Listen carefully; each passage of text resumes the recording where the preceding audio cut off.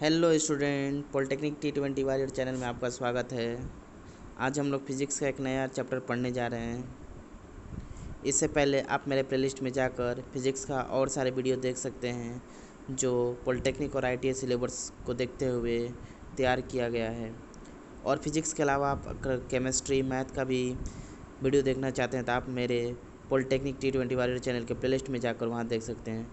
और आप polytechnic T20 warrior dot online website Google पर चेक कर सकते हैं, वहाँ पर भी आप प्लेलिस्ट देख सकते हैं। और कोई भी चीज़ आपको डाउनलोड करना हो वहाँ पर मटेरियल आप डाउनलोड कर सकते हैं। आप अगर आप चैनल पर न्यू है तो आप इस चैनल को ज़रूर सब्सक्राइब कीजिए, अपने दोस्तों के साथ शेयर कीजिए ताकि इससे हम लोग को मोटिवेशन मिलेगा। और आप हम लोग को फीडबैक दीजिए। आप इस वेबसाइट पर जाकर मैसेज कीजिए कि क्या कमी रह गया या क्या अच्छा लगा आपको पढ़ाई में, ताकि हम लोग को इससे मोटिवेशन मिलेगा और हम लोग अच्छे अच्छे कंटेंट आपके लिए लेके आएंगे। चलिए आज हम लोग करंट का एक और पार्ट पढ़ने जा रहे हैं जो ओम्स लॉ, रेजिस्टेंस यानी विशिष्ट प्रतिरोध और सेलों का संयोजन के बारे में पढ़ेंगे। तो सबसे पहले देखिए क्या पढ़ेंगे। विद्युत धारा के बारे में पढ़ लिए। अब विद्युत धारा जो आती है उसको नापने का यंत्र कौन होता है, उसको हम लोग क्या बोलते हैं, नापने वाला यंत्र होती है जो विद्युत धारा को नापती है उसको एमीटर बोलती है, ठीक है ना। इसमें क्या होता है कि एक कम प्रतिरोध वाली, यानी प्रतिरोध क्या होती है, प्रतिरोध होती है कि जो करंट को रोके, यानी आर से डिनोट करते हैं, यानी जिसको रेजिस्टेंस हिंदी में बोलते हैं, इंग्लिश में बोलते हैं। उसका यूनिट क्या होती है, ओम होती है। तो क्या होता है कि इसमें क्या होता है कि जो एमीटर होती है इसमें कम प्रतिरोध वाला क्या होता है, गैल्वेनोमीटर होती है। गैल्वेनोमीटर होती है। कम प्रतिरोध वाला क्या होती है, गैल्वेनोमीटर होती है। और जो आदर्श होती है, आदर्श कि आइडियल, जो आइडियल एमीटर होती है उसमें क्या होती है कि जो प्रतिरोध होती है, रेजिस्टेंस होती है, वो क्या होती है, शून्य होती है। याद कर लीजिए।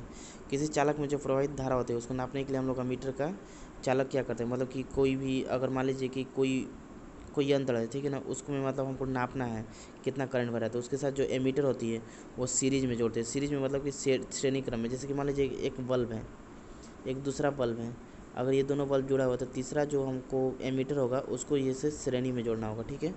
तो ये हुआ पूरा एमीटर। चलिए उसके बाद आप लोग क्या देखते हैं, विभवांतर पढ़े थे उसमें। तो जो विभवांतर नापती है, पोटेंशियल डिफरेंस इसको इंग्लिश में बोलते हैं, उसके लिए हम लोग वोल्ट मीटर यूज करते हैं, ठीक है। इसमें क्या होता है कि बहुत अधिक वाले क्या होती है, रेजिस्टेंस होती है, प्रतिरोध होती है, ठीक है।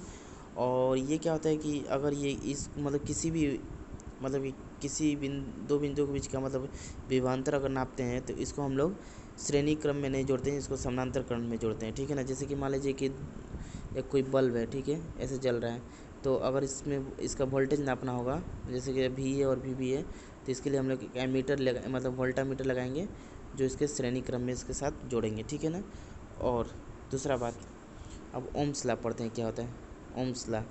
तो ओम्स लॉ क्या बोलता है कि अगर कोई चालक हो, यदि कोई चालक की भौतिक अवस्था, जैसे कि उसका लंबाई हो गया, चौड़ाई हो गया, या उसका टेम्परेचर अगर नियत रहे, कांस्टेंट रहे, तो उस केस में जो चालक में जो धारा बहती है, करंट बहती है, कि जो करंट बहती है वो सिरे पर लगाया गया क्या होता है, विभवांतर के समानुपाती होती है ना। कि सिरे पर जो वी और वी ए होती है उसके समानुपाती होता है ना। जो पोटेंशियल डिफरेंस होती है वो डायरेक्टली प्रोपोर्शनल करंट की होती है, ठीक है। तो और यह जब ये हटता है तो कि एक कांस्टेंट आर आता है जिसको रेजिस्टेंस बोलते हैं, यानी प्रतिरोध बोलते हैं, ठीक है। और जिसका ओम होता है यूनिट। चलिए, भी हो गया, वोल्टेज हो गया, जहाँ पर आई करंट हो गया, इसी को ओम्स लॉ कहते हैं। और इसके बीच का जो ग्राफ बनता है, कि यहाँ पर क्या बोलते हैं, यहाँ पर कोई करंट हो गया, यहाँ पर बी हो गया, तो इसके बीच का जो ग्राफ होती है एक स्ट्रेट लाइन ग्राफ बनती है, ये भी याद कर लीजिए। चलिए आगे देखते हैं। अब क्या होता है कि स्पेसिफिक रेजिस्टेंस क्या होती है, यानी इसको बोलते हैं हम लोग क्या, विशिष्ट प्रतिरोध। ओके, ये क्या होते हैं कि कि कोई चालक पर, किसी चालक का जो प्रतिरोध होती है वो किसी निश्चित ताप पर उसकी लंबाई वो क्या होती है, उसकी क्षेत्रफल पर क्या होता है, निर्भर करती है। यानी जो हमारा जो रेजिस्टेंस होती है, यानी प्रतिरोध, वो क्या होता है, कोई भी वायर होती है तो उस वायर का कुछ तो लंबाई होगा, वो तो डायरेक्टली प्रोपोर्शनल होती है लंबाई की, यानी जितना ज़्यादा लंबाई बढ़ाएंगे उतना ज़्यादा हमारा प्रतिरोध बढ़ेगा। दूसरा, पहला। दूसरा कहता है कि मान लीजिए कोई भी तार है तो उसका तो कुछ तो क्षेत्रफल होगा ना, तो उसका जो रेजिस्टेंस होती है उस क्षेत्रफल का क्या होती है, इन्वर्सली प्रोपोर्शनल होती है, यानी व्युत्क्रमानुपाती होती है। तो दोनों को अगर मिलाते हैं, इसको ये 1 कहते हैं, इसको 2 कहते हैं, तो क्या हो जाएगा इनवर्स, मतलब कि ये क्या हो जाएगा एल बटा ए हो जाएगा ना। और इससे जब हटता है कांस्टेंट तो कांस्टेंट आता है, इसको रो बोलते हैं, RHO रो बोलते हैं, एल बटा ए होता है, ये फार्मूला होता है, यानी मतलब रो हो गया। इसी को हम लोग क्या बोलते हैं विशिष्ट प्रतिरोध, यानी मतलब कि स्पेसिफिक रेजिस्टेंस बोलते हैं, ठीक है। और इसका जो मात्रक होता है वो क्या होता है ओम मीटर होता है, ठीक है। और ये चालक पर निर्भर करता है, ठीक है ना। अगर मान लीजिए कि एक ही पदार्थ के अगर भिन्न भिन्न लंबाई के क्या हो या भिन्न भिन्न मोटाई के तारों का जो प्रतिरोध क्या होता है भिन्न भिन्न होता है, यानी मतलब कि एक ही पदार्थ से बना हो कोई भी चीज़, अगर इसका लंबाई L1 है, इसका L2 है, L3 है, इसका A1 है, A2 है, A3 है, तो ये लोग का जो विशिष्ट प्रतिरोध क्या होगा समान होंगे, ठीक है ना। बट लेकिन इसका जो प्रतिरोध होगा रेजिस्टेंस होगा, इसका R1 होगा, इसका R2 होगा, लेकिन R3 होगा, लेकिन रो सबका क्या होगा सेम होगा, ठीक है ना। और जो होता है ना चांदी, जो होता है चांदी, उसका प्रतिरोध क्या होता है सबसे कम होता है, ठीक है ना। उसके बाद क्या होता है कॉपर का ज़्यादा होता है, उसके बाद Hg का, एल्युमिनियम का सबसे ज़्यादा होता है, ठीक है। आप इसको याद कर लीजिए। अब क्या होता है कि प्रतिरोध का क्या देखते हैं, प्रतिरोध का ताप गुणांक देखते हैं क्या होता है कि जैसे कि मान लीजिए कि कोई रेजिस्टेंस हो गया, प्रतिरोध हो गया, अगर कोई टेम्परेचर T पर हीट करते हैं तो उसका जो मतलब कि विशिष्ट ऊष्मा में क्या अंतर होगा, यानी प्रतिरोध का ताप गुणांक क्या होगा। तो जैसे कि मान लेते हैं जैसे प्रतिरोध का ताप गुणांक, जिसको अल्फ़ा से डिनोट करते हैं, तो क्या होता है कि जो रो होता है एट टेम्परेचर T पर जब हीट करते हैं तो इनिशियल जो टेम्परेचर होता है T0 और उसके साथ गुना हो जाता है कि इसका 1 प्लस अल्फ़ा, जिसको प्रतिरोध का गुणांक कहते हैं, और temperature T plus initial temperature इतने के बराबर होता है, ये याद कर लीजिए। ये एक फार्मूला है, आपको काम आएगा, मतलब कभी कभी क्वेश्चन आता है, मतलब तो यह दे देगा कि प्रतिरोध का जो होता है ताप गुणांक का मतलब सूत्र लिखिए, मतलब किस टाइप से दिखता है, तो ऐसा होता है, ठीक है। ऐसे इंपॉर्टेंट नहीं है लेकिन मैंने बता दिया आपको जानकारी पॉइंट ऑफ व्यू से। अब चलिए एक और पढ़ते हैं जिसको बोलते हैं क्या विशिष्ट चालकता, जिसको बोलते हैं, यानी मतलब कोई स्पेसिफिक कंडक्टिविटी बोलते हैं, स्पेसिफिक कंडक्टिविटी बोलते हैं, ठीक है ना। ये क्या होता है कि जो हमारा चालकता होती है, जो चालकता होती है वो व्युत्क्रमनुपाती होती है किसकी, प्रतिरोधकता का। जो प्रतिरोधकता आपको बताया ना रो, उसकी अपोजिट होती है, मतलब उल्टा होती है, ठीक है ना। तो यानी मतलब कि चालकता जो होती है, चालकता को गुना करते हैं जब रोधकता के साथ, तो क्या आता है ये 1 के बराबर होती है, मतलब कि कांस्टेंट हो जाती है, बस ये याद करना है आपको। चलिए अब आगे देखते हैं। अब रेजिस्टेंस का कॉम्बिनेशन देखते हैं। तो मतलब दो तरह से कॉम्बिनेशन होता है, कॉम्बिनेशन ऑफ रेजिस्टेंस, यानी मतलब कि प्रतिरोध का मतलब कॉम्बिनेशन कैसे होती है। तो जो पहला होती है वो होते सीरीज होती है, जिसको बोलते हैं श्रेणी बोलते हैं, यानी मतलब कि जैसे मान लीजिए कि कोई दो बल्ब लगा हुआ है, एक बल्ब इधर है, एक बल्ब इधर है, तो इसी तरफ जो बल्ब जुड़ती है, मतलब कि एक का सिरा दूसरे के साथ, दूसरे के साथ, तीसरे के साथ, तो ये क्या होता है श्रेणी क्रम होती है। जैसे कि मान लीजिए इसका रेजिस्टेंस R1 है, इसका R2 है, इसका R3 है, तो हमारा जो इक्विवेलेंट रेजिस्टेंस होता है यानी तुल्य प्रतिरोध होता है वो R बराबर क्या होता है R1 plus R2 plus R3 plus अगर N रेजिस्टेंस हो तो Rn हो जाता है, ठीक है। और क्या होता है कि इसमें जो होता है जुड़े हुए क्या होता है सभी चालकों में क्या होता है समान धारा बहती है, जैसे कि इसमें भी आई तो इसमें भी आई तो इसमें भी आई जाती है, ठीक है। और इसमें प्रत्येक चालक के जो विभवांतर होता है, जैसे इसका विभवांतर निकलेगा तो इसका VA होगा अलग होगा, इसका निकलेगा VB होगा अलग होगा, इसका निकलेगा VC होगा अलग होता है, ठीक है। और इसमें परिपथ का जो कुल विभवांतर होता है सभी चालकों के विभवांतर के योग के बराबर होता है, यानी मतलब जैसे कि इसका विभवांतर आप निकालें V आया, इसका विभवांतर निकाला को VB आया, इसका विभवांतर निकाला VC आया, तो तीनों का जो जोड़ होता है ये पूरा से लेकर यहाँ तक का विभवांतर होता है, मतलब VA माइनस VC के अंतर के बराबर होता है, ठीक है। चलिए अब देखिए, अब एक होता है समानांतर क्रम में कैसे जोड़ते हैं, समानांतर यानी मतलब पैरेलल जोड़ते हैं कोई भी रेजिस्टेंस को। तो जैसे कि मान लेते हैं कि कोई बल्ब है, ठीक है, कोई बल्ब है, दूसरा बल्ब है, तो क्या होता है इस सबको जोड़ते हैं हम लोग, देखिए पैरेलली जोड़ते हैं, यानी मतलब देखिए पैरेलल है ना, तो ऐसे जोड़ते हैं। तो इसका जो रेजिस्टेंस निकालते हैं 1/R, जैसे कि इसका मान लीजिए ये R1 है, इसका R2 है, इसका R3 है, तो 1/R बराबर क्या होता है R1 1/R2 प्लस 1/R3, ऐसे ही करते करते 1/Rn होता है, ठीक है। इस तरह से निकालते हैं। अब क्या होता है कि इसमें जो तुल्य प्रतिरोध होते हैं, यानी पूरा जो प्रतिरोध होता है वो सारे प्रतिरोध के मानने से क्या होता है, कम होता है। और इसमें सभी जो प्रतिरोध होते हैं उसके सभी सीमा पर क्या होता है, इसका पोटेंशियल क्या होती है, विभवांतर क्या होती है, सेम होती है, ये भी याद कर दीजिए। और इसमें क्या होता है, करंट अगर इसमें I1 जाएगा तो इसमें क्या होता है, I2 जाता है, और इसमें I3 जाता है, मतलब करंट अलग अलग जाती है। बस ये तीनों चीज़ याद कर लीजिए। चलिए अब सेल के बारे में पढ़ते हैं। सेल का मतलब कि कुछ क्रम देख लेते हैं। तो जैसे हमारा जो सेल होती है, सेल का जो आंतरिक, सेल के अंदर भी रेजिस्टेंस होते हैं, बाहर भी होता है अंदर होता है। आंतरिक प्रतिरोध देखते हैं, यानी मतलब जिसको स्मॉल r से डिनोट करते हैं, यानी मतलब इंटरनल रेजिस्टेंस ऑफ सेल। तो क्या होता है कि इंटरनल जो रेजिस्टेंस होती है सेल का, क्या होता है, ये क्या होता है, जैसे सेल ऐसे बना होता है, इलेक्ट्रोड होती है और एक मतलब कि कैथोड होती है, ठीक है ना, और इसके बीच में सोल्यूशन होते हैं। तो दोनों इलेक्ट्रोड के बीच की दूरी जो होता है ना समानुपाती होती है, यानी मतलब कि जो इसका इंटरनल रेजिस्टेंस होता है, मतलब कोई भी सेल का इंटरनल रेजिस्टेंस, वो क्या होता है, दोनों इलेक्ट्रोड होते हैं उसके बीच की क्या होती है, दूरी की समानुपाती होती है। मतलब कि उसके बीच की दूरी मान लेते हैं कितना है, दोनों इलेक्ट्रोड के बीच की दूरी के समानुपाती होती है, मतलब r जो होती है। तो मान लेते हैं d1 दूरी है, इसके बीच की समानुपाती होती है। और इसमें जो विद्युत अवघटीय होती है, मतलब जो सोल्यूशन इसमें डाला होता है, अगर इसका जितना सांद्रता बढ़ेगा, मतलब इसका जितना साल्ट टाइप का बढ़ेगा, तो इसका जो होता है इंटरनल रेजिस्टेंस का होता है डायरेक्टली प्रोपोर्शनल होता है कि इसका सांद्रता पर। सांद्रता मतलब कि सैलिनिटी पर, जितना ज़्यादा साल्टी होगा उतना ज़्यादा इसका इंटरनल रेजिस्टेंस ज़्यादा होता है।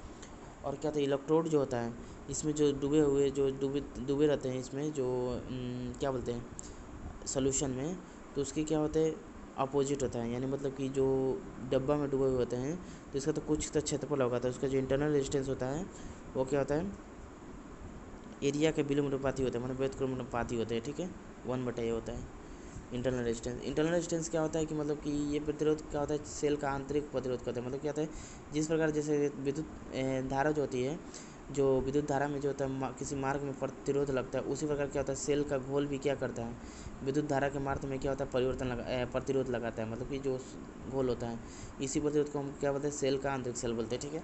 अब इसका कुछ फार्मूला है, आप याद कर लीजिए। जैसे कि जो इंटरनल सेल होता है उसके बीच का, जैसे कि विद्युत वाहक बल आपको बताया था ना, विद्युत वाहक बल जो होती है जिसको ई से बोलते हैं, और जो होता है विभवांतर यानी मतलब पोटेंशियल डिफरेंस भी, तो उसके बीच में कुछ रिलेशन होता है। तो जैसे कि मान लेते हैं आई बराबर क्या होता है, आई बराबर V/R होता है, ठीक है ना। तो इस केस में जो V होता है वो ई के बराबर होता है, और R होता है मतलब total resistance, internal resistance plus external resistance, ठीक है। तो इस केस में क्या हो गया, आई इधर हो गया, R प्लस R इधर आ गया, ये इधर गुना हो गया, तो बराबर ई हो गया, ठीक है। तो यानी मतलब इसको IR कह सकते हैं, इसको IR कह सकते हैं, इसको ई कह सकते हैं ना। तो इसको भी कह सकते हैं, तो V प्लस IR बराबर ई, ये भी कह सकते हैं। तो IR बराबर क्या कर सकते हैं, E माइनस बी कर सकते हैं। तो हमारा जो I आया क्या हो गया, E माइनस बी बटा R हो गया। तो यही फार्मूला होता है, ठीक है, रिलेशन। चलिए अब देखते हैं सेल का क्रम कैसे होता है। तो पहले देखते हैं श्रेणी क्रम में सेल जाता है। तो श्रेणी क्रम में जो सेल जाता है कि मान लीजिए कि कोई n सेल हो और प्रत्येक सेल का जो विद्युत वाहक बल है E है, ठीक है, और उसका आंतरिक प्रतिरोध रेजिस्टेंस R है। तो उस केस में जो हमारा करंट जो बहता है वो किसके बराबर होता है, NE, मतलब टोटल रेजिस्टेंस, मतलब टोटल विद्युत वाहक बल into NR, total resistance plus R के बराबर होता है। जब कोई बैटरी होता है सीरीज में जुड़ता है तो ये इसका ये फार्मूला होता है, ठीक है ना। अब क्या होता है कि ये चीज़ कब लाभदायक होगा, जब ये मान क्या होगा, कम होगा तब होगा, ठीक है, R पे डिपेंड करता है। अब जैसे कि मान लीजिए दूसरा देखते हैं, जब समानांतर सेल हो, तो उस केस में जो हमारा जो करंट होता है I होता है वो क्या होता है, NE होता है, मतलब NE तो ऊपर दोनों में सेम रहेगा, और इस केस में ये R हो जाता है और ये क्या हो जाता है, NR डैश हो जाएगा, ठीक है ना। तो यहाँ पर जो 1/R डैश, जैसे कि मान लीजिए कि 1/R बराबर 1/R1 प्लस 1/R2 ऐसे जुड़ेगा। अगर सब सेम सेल होगा तो क्या हो जाएगा, 1/R, मान लीजिए वो R डैश है, अगर दम सेम हो जाएगा तो क्या होगा, 2/R इसी तरह हो जाएगा ना। तो उसी तरह ये NR डैश हो गया, ठीक है ना, ये फार्मूला होता है, ठीक है ना। और यहाँ पर 1/R डैश बराबर क्या होता है, मतलब कि मान लीजिए N है, N/R के बराबर होता है, याद कर लीजिए। यानी हमारा जो R डैश हो गया कितना के बराबर हो गया, ये वाला इधर चल जाएगा R, इधर N आ जाएगा, तो ये बराबर होता है, ठीक है, यहाँ बैठा सकते हैं। चलिए तो ये हुआ पूरा सेल का, मतलब कि सेल के बारे में हो गया। अब देखिए कुछ किरचॉफ्स थे, किरचॉफ्स उन्होंने दो नियम दिए थे, ठीक है ना। एक जो होता है उसको बोलते हैं KCL और दूसरा जो होता है उसको बोलते हैं KVL। इसको बोलते हैं किरचॉफ सर्किट लॉ, और जिसको हम लोग बोलते हैं जंक्शन लॉ, और इसको बोलते हैं किरचॉफ्स वोल्टेज यानी विभवांतर लॉ, और इसको हम लोग क्या बोलते हैं, लूप लॉ भी बोलते हैं, ठीक है। आप याद कर लीजिए, ठीक है। चलिए, और एक और होता है, जैसे कि एक होता है वेटसन ब्रिज का क्या केस होता है कि जैसे कि मान लीजिए जब कोई ब्रिज ऐसा बना हो, ठीक है, जब कोई ब्रिज ऐसा बने हो, मान लीजिए कि रेजिस्टेंस के साथ ये रेजिस्टेंस हो और बीच में एक रेजिस्टेंस हो और ये से जुड़ा हो कोई इलेक्ट्रिक करंट से। इसका मान लीजिए रेजिस्टेंस R1 हो, ये R2 हो, ये R3 हो, ये R4 हो, ये R5 हो। अगर मान लीजिए इफ़ जो ये R1 है, मतलब कि R1 बटा R2, ये R1 ये R2, ये R1 ये R2 बटा बराबर हो R3 बटा R4, अगर ऐसा दिया हो तब ये जो R5 होगा उसमें जो रेजिस्टेंस हो जाएगा वो 0 के बराबर हो जाता है, ठीक है। यही मतलब वेटसन ब्रिज के नियम है। चलिए ठीक है, अब चलिए कुछ क्वेश्चन देख लेते हैं। अब जैसे दिया हुआ है कि किस एक प्रतिरोध जिसमें 1 एम्पियर करंट दिया हुआ है, तो आई हमारा कितना दिया हुआ है, आई बराबर 1.5 एम्पियर दिया हुआ है, ठीक है। प्रवाहित करने पर उसमें वोल्टेज कितना जा रहा है, 5 वोल्ट जा रहा है, विभवांतर उत्पन्न हो जाता है, और उसके सिरों के बीच का 2 वोल्ट का विभवांतर उत्पन्न करने के लिए धारा कितना प्रवाहित होगी, आपसे ये पूछ रहा है, ठीक है। तो इसको बनाने के लिए क्या करते हैं हम लोग, आपको पता होगा V बराबर IR होता है ना, यानी R बराबर पहले VI, मतलब एक से पहले R निकाल लेंगे, तो मतलब कि R कितना हो जाएगा, यानी दोनों केस में R सेम हो जाएगा, यानी मतलब कि V1 बटा I1 इसको लिख देते हैं, और इसको मान लेते हैं V2 बटा I2, मतलब कि क्योंकि देखिए एक ही प्रतिरोध है, मतलब बोल रहे एक प्रतिरोध है तो दोनों के लिए प्रतिरोध सेम हो जाएगा, तो V1 बटा I1 बराबर V2 बटा I2। हमारा V1 पता है 5, I1 कितना है 1.5 बराबर R V2 कितना दिया है 2, और I2 पूछ रहा है, तो यहाँ से निकाल लीजिए, गुना भागा करिए, आंसर आ जाएगा, ठीक है। आप इसको आंसर निकाल के कमेंट सेक्शन में कमेंट कीजिए, ओके। चलिए आगे देखते हैं। अब जैसे कि दिया हुआ है कि एक ही पदार्थ के बने दो तारों के त्रिज्याओं का अनुपात दिया हुआ है, मतलब कि जैसे कि मान लेते हैं कि R1 अनुपात R2 कितना दिया हुआ है, 1:3 दिया हुआ है। अब पूछ रहा है कि प्रतिरोध का परस्पर है, यदि पहले तार की लंबाई 3 मीटर हो तो दूसरे तार की लंबाई कितना होगी, तो पहले तार की लंबाई मान लेते हैं जगह 3L है, दूसरे तार की लंबाई कितना हो जाएगी, L हो जाएगी मान लेते हैं, तो ठीक है। तो इसका फॉर्मूला बनाते हैं, तो पहले आपको बताया था क्या फॉर्मूला, R बराबर क्या होती है, रो L बटा एरिया होती है ना, तो इसको लिख सकते हैं रो L, जैसे कि मैं बताता हूँ, जैसे कि इसको आप ऐसे लिख सकते हैं, R1 निकलिए, R1 बराबर क्या होता है रो L, और एरिया को आप पाई R² लिख सकते हैं, ठीक है। उसी तरह R2 निकालिए, रो L बटा ये L1 है, ये L2 है, इसको पाई R2 का होल स्क्वायर कर दीजिए, R1 का स्क्वायर कर दीजिए, इसको डिवाइड दीजिए, तो रो कैंसिल हो जाएगा, और उसके बाद L1 3L हो जाएगा, मतलब इसको 3L कर दीजिए, और ये R2 कितना है 3 दिया हुआ है, मतलब कि 3R का होल स्क्वायर कर दीजिए, और इसका 1 का होल स्क्वायर कर दीजिए, उसके बाद आपको कटाइए, आंसर इसका आ जाएगा, ठीक है। आप इसको ट्राई कीजिए, बन जाएगा। मैंने फार्मूला बताया है और मतलब बता दिया कैसे बनाना है, आप इसको ट्राई कीजिए। अगर क्वेश्चन ना बने तो आप हमको ज़रूर एक बार कांटेक्ट कीजिए, कमेंट सेक्शन में कमेंट कीजिए, मैं बनाकर अच्छे से दिखा दूँगा। और देखिए किसी धातु की तार की कितनी लंबाई का प्रतिरोध दिया हुआ है, मतलब R दिया हुआ है, बस क्वेश्चन में देखिए क्या क्या दिया हुआ है वो लिखते चलिए। 6 ओम, यदि उसी धातु को दोगुनी लंबाई कर दिया जाए, जैसे कि मान लीजिए इसका लंबाई L था, बाद में इसको 2L कर देते हैं, और इसकी त्रिज्या पहले R थी, बाद में R/2 कर देते हैं, तो सेम फार्मूला है R बराबर रो L/A, ये फार्मूला आप लगाइए, मतलब R1 पहले निकाल लीजिए, L1 और A1, उसी तरह R2 निकाल लीजिए, रो L2/A2, आप सब मान बैठाइए, उसका गुना भागा कीजिए तो आपका आंसर आ जाएगा, ठीक है। अब जैसे कि ये दिया हुआ है, इसमें पूछ रहा है कि कोई सर्किट दिया हुआ है, इसमें पूछ रहा है कि कितना ओम होगा, मतलब इसका रेजिस्टेंस। तो देखिए ये सर्किट और ये सर्किट, ये दोनों को पहले जोड़ दीजिए कि देखिए दोनों सीरीज में है, तो 100 + 60 कितना हो जाएगा 160। अब देखिए जब ये दोनों जुड़ गया 160 बन गया, 160 बन गया, तो ये इसका जोड़ और इसका जोड़ इसके साथ है ना, यानी मतलब 40 के साथ, तो ये क्या होगा, अब सीरीज में आ गया। तो इसको 1/160 करिए प्लस 1/40 कीजिए, तो क्या हो जाएगा, इसका आंसर जो आएगा वो आंसर हो जाएगा। ठीक है, चलिए अब एक और क्वेश्चन देखते हैं। अब जिससे देखिए इसमें पूछ रहा है कि कितना करंट बहेगा ए से बी कितना प्रतिरोध होगा, ये पूछ रहा है। तो जैसे कि मतलब देखिए पहले चेक कीजिए कि हम आपको वेटसन ब्रिज बताए थे ना कि R1/R2 और R3/R4 होता है। R1 10 है बटा ये भी 10 है बराबर, इसको लिखते हैं 10 है, ये भी 10 है, यानी दोनों इक्वल है। तो इसमें इस केस में इसमें करंट क्या आ जाएगा, 0 जाएगा। तो हम लोग का प्रतिरोध पूछ रहा है, तो प्रतिरोध पूछ रहा है तो कैसे निकालेंगे। तो देखिए ये दोनों रेजिस्टेंस क्या होता है, सीरीज में है ना, ये दोनों रेजिस्टेंस सीरीज में है। तो इसको 10 + 10 कर लेंगे तो कितना हो जाएगा, 20 हो जाएगा। और ये 10 + 10 कितना हो जाएगा, ये भी 20 हो जाएगा। तो ये दोनों रेजिस्टेंस जब जुड़ जाएगा तो ये क्या होगा, पैरेलल हो जाएगा। तो 1/20 + 1/20 कर लेंगे, यानी 2/20, यानी 10 हो जाएगा, 10 ओम आंसर। ओके, चलिए मैंने ये भी पार्ट मतलब अच्छी तरह से पढ़ा दिया। आप इसको ज़रूर एक बार रिवाइज कीजिए। अगर आपको कहीं भी डाउट हो आप ज़रूर कमेंट सेक्शन में कमेंट कीजिए और क्वेश्चन को ज़रूर बनाइए। मैंने सारे क्वेश्चन बना कर दिखा दिया है, और कहीं पर भी आपको डाउट हो ज़रूर कमेंट सेक्शन में कमेंट कीजिए। चलिए तब तक के लिए बाय।